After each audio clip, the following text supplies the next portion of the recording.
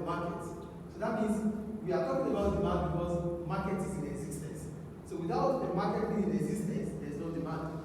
So that means we need the buyers and the sellers to have a contact, then we can talk about demand.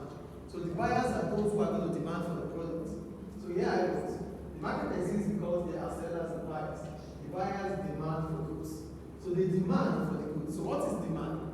The amount of goods and services, households, the consumers are willing to buy at a given price and time. So when we talk about demand, it means that individual has the ability, the capacity, and the willingness to buy the product. Without the ability and the capacity, then there's no demand. Do we get it? Yes. So demand and price. What will happen to the quantity demanded of a product when other factors remain the same? Ceteris paribus. In demand, there are different factors that would affect the quantity demanded of a product. But when we think about demand and price, we are talking about the relationship between demand and price. We have to assume that all the other factors that affect demand remains constant, ceteris paribus. They are unchangeable at this point in time we're talking about price.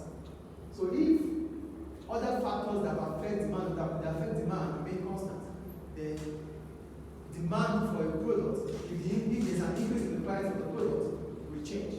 Will either expand or contract.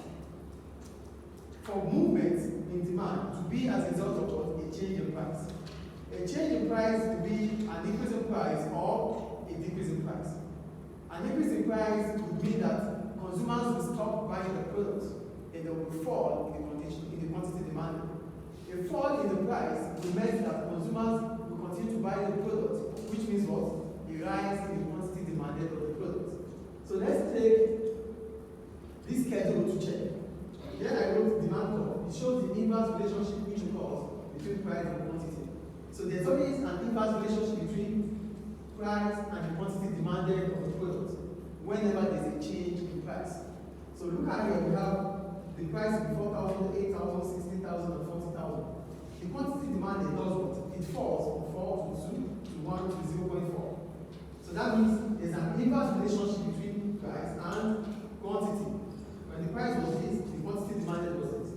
When the price was this, the quantity demanded was this. So that means there's an inverse relationship. So look at the curve here.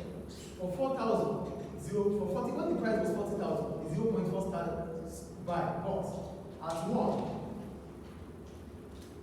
over 18,000, 8,000, right? No, 16,000. At 2, 8,000. At 4, what's the price now? At 4,000, the quantity demanded was 4. So it means that when the price increases at this point, the quantity demanded reduces. When the price falls to this point, the quantity demanded does what? Increases. So that means there's an inverse relationship between the quantity demanded and price. So what does that mean? It means when the price of the product increases, the quantity demanded decreases. When the price of the product decreases, the quantity demanded will rise.